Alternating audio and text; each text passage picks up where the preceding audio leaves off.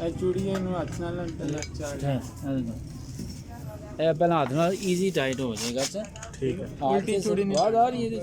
ਹਾਂ ਇਹ ਹੱਥ ਨਾਲ ਟਾਈਟ ਕਰਨੀ ਹੈ ਬਿਲਕੁਲ ਈਜ਼ੀ ਹੈ। ਫਿਰ ਜਿਹੜੀ ਥੋੜੀ ਜਿਹੀ ਰਹਿ ਜਾਏਗੀ ਉਸ ਨੂੰ ਤੁਸੀਂ ਰੈਂਚ ਨਾਲ ਕਰਨਾ। ਇਹ ਵਾਚ ਕੀ ਨਾ ਥੋੜੀ ਵਾਸਤੇ ਦਾ ਤੇਰਾ ਇਹਨੂੰ ਥੱਲੇ ਪਹਿਲੇ ਕਰਕੇ ਰੱਖੋ ਤਾਂ ਕਿ ਜਦੋਂ ਇਹਨੂੰ ਮਜ਼ੀਦ ਤੁਸੀਂ ਟਾਈਟ ਕਰਨਾ ਠੀਕ ਹੈ। ਇਹਨਾਂ ਉੱਪਰ ਆ ਜਾਣਾ। ਠੀਕ ਹੈ।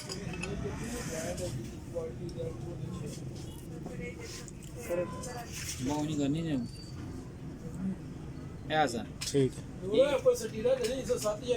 नहीं भी पूरी सीधी दाई कोई टाइट होनी चाहिए बस। ठीक ठीक है। बस ठीक है। उसके बाद पहले खोल एक एक प्रेशर ठीक है। ठीक है।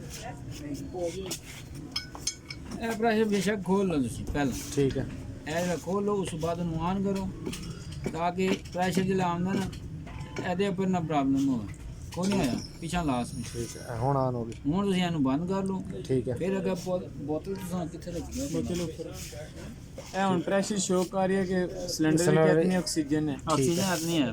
ਠੀਕ ਹੈ। ਇਹਦੇ ਤੁਸੀਂ ਪਾਣੀ ਪਾਣਾ ਹੈ ਲੈਵਲ ਲਿਖੀਏ। ਠੀਕ ਹੈ। ਇਹ ਜਿਹੜੀ ਚੂੜੀ ਹੈ ਵੀ ਬਿਲਕੁਲ ਈਜ਼ੀ ਹੱਥ ਨਾਲ ਲੱਗ ਜਾਂਦੀ ਹੈ। ਇਹਨੂੰ ਰੈਂਚ ਯੂਜ਼ ਨਹੀਂ ਕਰਨਾ ਨਾ ਇਹ ਹੱਥ ਨਾਲ ਲੱਗ ਜਾਂਦਾ। ਇਹਨੂੰ ਰੈਂਚ ਦੀ ਜ਼ਰੂਰਤ ਨਹੀਂ। ਇਹ ਜਿਹੜੀ ਲਗਾਓਗੇ ਤੇ ਇਹਦੀ ਚੂੜੀ ਖਰਾਬ ਹੋ ਜਾਏਗੀ।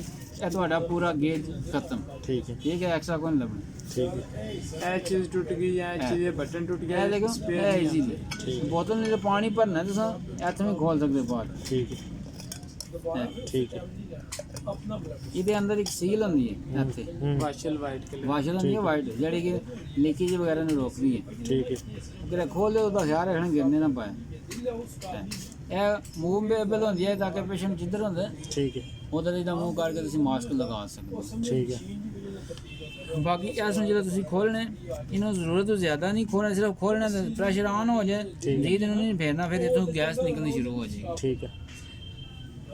तो हूँ बस इदा हूँ बंद करने तरीका सिलेंडर बंद हो गया। अगर हूँ लीकेज हो वेदी सुई की जगह ते नहीं खड़ी होनी। ठीक है। ठीक है। इन्हों जरूरत तो ज़्यादा नहीं खोलना। ठीक है। इन्हें लीकेज हूँ ऐसा इन्हों खोलना मैं इस वास्ते मैं इन्हों लूज कर सा। ठीक है। पहले गैस खत्म कर जी गैस सारी है जीरो हो जासी फिर खोलने अगर गैस जीरो ना हो तो ओपन नहीं होना। बहुत मुश्किल हो जाए खोलना बहुत ज़्यादा जोर है पता नहीं कितना टाइट है। तो ओपन कराने का तरीका दसो ये लाने इस साइड तुम अगर ओपन कर सो तो फिर वॉच नु लगने का खतरा है। बेहतर है थोड़ी बैक साइड तो ऐसा हाथ नहीं रखना। एनु प्रेस कर सो ना नहीं इधर इधर हाथ नहीं रखना। हाथ इधर रखना। प्रेस करनी ओपन हो जाएगी। ऐसा नहीं तुम पकड़ कर रखना। अगर इसको पकड़ सो तो ये भी टूटने का खतरा है तो ये भी टूट सकना। ठीक है। थोड़ी सी एहतियात ठीक हो गया। ये चूड़ी का खास याद रखना कि सीधी हाथ नाल लगा लेने इजी। ठीक है।